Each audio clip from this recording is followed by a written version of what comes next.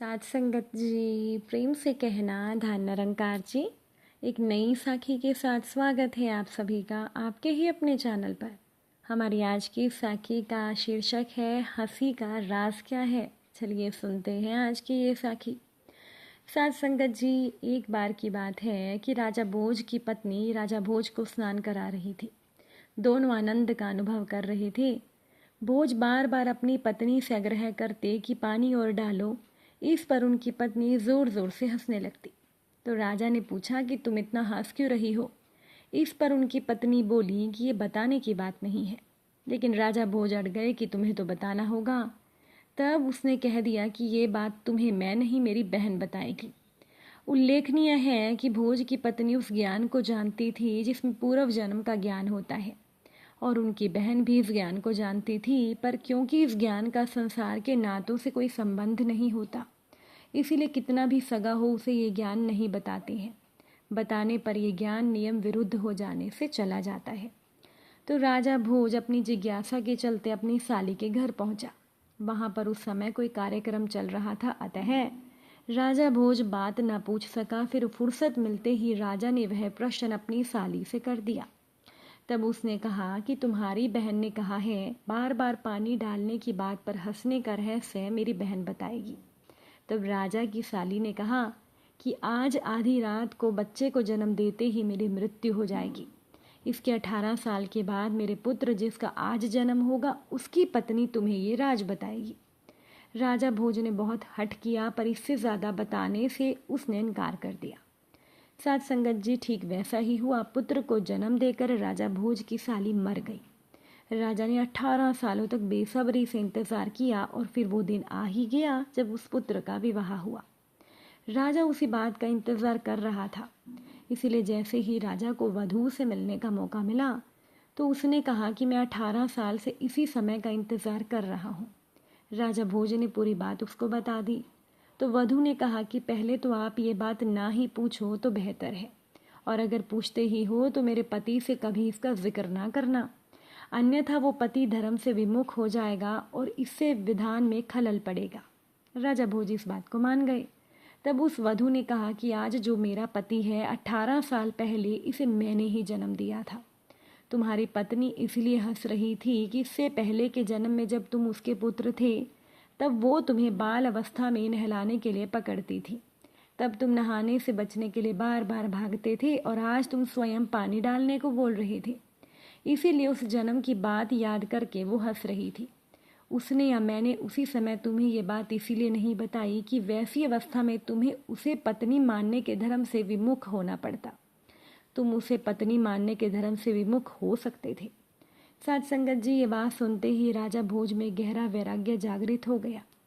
साथ संगत जी, धार नगरी के राजा भोज बहुत ही धार्मिक और उदार थे। उन्होंने अपने जीवन को प्रजा की रक्षा, सेवा और प्रेरणा देने के लिए समर्पित कर दिया। उन्होंने अपने गुरु के सामने संकल्प लिया कि मृत्यु के उपरांत वो अपने शरीर का ऐसा सदुपयोग करेंगे कि लोग उनसे प्रेरणा प्राप्त करें। वो संतों के आश्रम में पहुंचकर उनका सत्संग कर प्रेरणा प्राप्त करते हैं। राज्य में कोई भी ऐसा नहीं था जो राजा भोज की बुराई करता।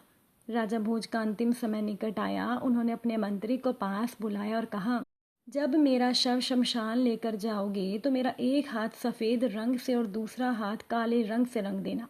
उसके बाद मेरे दोनों हाथ अर्थी से बाहर निकाल देना ताकि लोग उन्हें देख सकें। अब राजा का मंत्री उनकी आखिरी इच्छा सुनकर हैरान था।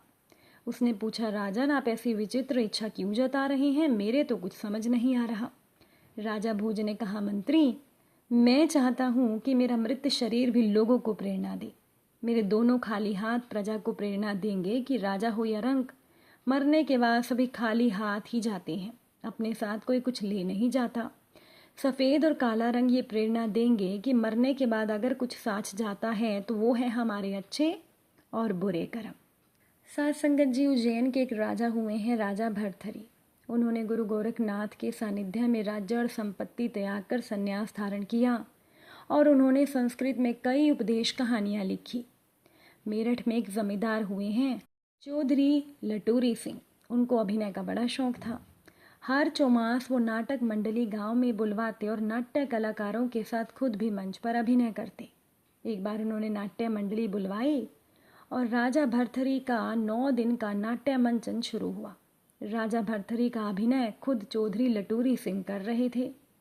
8 दिन का नाट्य खत्म हो गया था। 8वें दिन घर पर भोजन करते हुए लटूरी सिंह ने अपनी पत्नी को बोला कि कल नाट्य का अंतिम दिन है, तुम नाट्य देखने मत आना।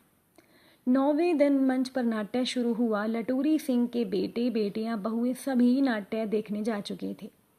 उनकी पत्नी घर पर अकेली रह गई थी। रह रह कर उसके मन में संदेह के बादल उमड़ने लगते कि आखिर मुझे मंच पर आने से क्यों रोका। कोई तो बात है जो मुझसे छुपाई जा रही है। पति मना करे और पत्नी मान जाए, ऐसी पत्नियां तो रामायण काल में भी न थी। तो चुधराइन ने दरवाजे में कुंडी लगाई और मंच के सामने न जाकर रिश्ते में जेठानी लगने वाली महिला के घर पर उसकी छत पर जाकर वो नाट्य देखने लगी। उधर मंच पर राजा भर्तृहरि के संन्यास लेने का दृश्य चल रहा था। भर्तृहरि बने लटूरी सिंह ने राज वस्त्र उतार कर भगवा धारण किया और डायलॉग बोलने लगे कि मैं अपने हृदय में बसे भगवान शंकर, अग्नि और जल को साक्षी मानकर ये कसम लेता हूँ कि इसी वक्त से हर तरह की संपत्ति, राज्य, सिंहासन आदि का त्याग करता हूँ। मेरी कोई संपत्ति नहीं है, मेरा कोई बेटा नहीं, मेरी कोई बेटी नहीं, मेरी कोई पत्नी नहीं। यहाँ उपस्थित सभी औरतें मेरी माँ हैं। तभी लटूरी सिंह की भाभी छत से चिल्लाई, ओए लटूरी, तेरी पत्नी इधर बैठी है। सब लोग हंसने लगे। नाट्य की समाप्ति के बाद सभी कलाकारों ने अपने वस्त्र बदले, लेकिन लटूरी सिंह भगवाया धारण किए रहे। उन्होंने अभिनय के लिए प्रयोग में लाया जाने वाला भिक्षा पात्र उठाया, सीधा अपने घर के दरवाजे पर पहुंच आवाज लगाई, भिक्षा दो माता। अंदर से पत्नी निकल कर आई, बोली, अरे अभी तक आपने वस्त्र नहीं बदले, अंदर आइए वस्त्र बदलिए, तब तक मैं भोजन लगा देती हूँ। लटूरी सिंह बोले, मैंने तुम्हें वहाँ आने से मना किया था ना, क्योंकि जब मैं अभिनय करता हूँ तो मेरे भीतर शंकर स्वयं उपस्थित होते हैं। आज से तुम मेरी माता समान हो और मैंने संन्यास ले लिया है। पत्नी रोने लगी। उनको बच्चों ने समझाने का प्रयास किया मगर वो असफल रहे। चौधरी लटूरी सिंह ने गृहस्थ का त्याग किया और महात्मा लटूरी सिंह के नाम से जाने गए। साथ संगत जी, महात्मा लटूरी सिंह हिंदू थे, योगी थे, सन्यासी थे। जीवन भर वो स्कूल बनवाते रहे। उन्होंने कभी किसी मंदिर के सामने बैठकर ये आह्वान नहीं किया कि इस मंदिर के बजाय यहाँ स्कूल बनना चाहिए था। उन्होंने सरकार को भी नहीं कोसा, बल्कि वो खुद उठे। उन्होंने अपनी संपत्ति से, भिक्षा से, दान से स्कूल बनवाए और ऐसी महान आत्मा ने वैराग्य धारण किया। साथ संगत जी, अगर आज की ये साखी आपको अच्छी लगी हो, वीडियो को लाइक शेयर ज़रूर कर दीजिएगा। आप सभी से फिर मुलाकात ज़रूर होगी नई साखी के साथ। तब तक के लिए खुश रहिए, सेवा से बुलंद सत्संग कीजिए, सद्गुरु माता जी के चरणों से जुड़े रहिए। प्रेम से बोलिए धन निरंकार जी।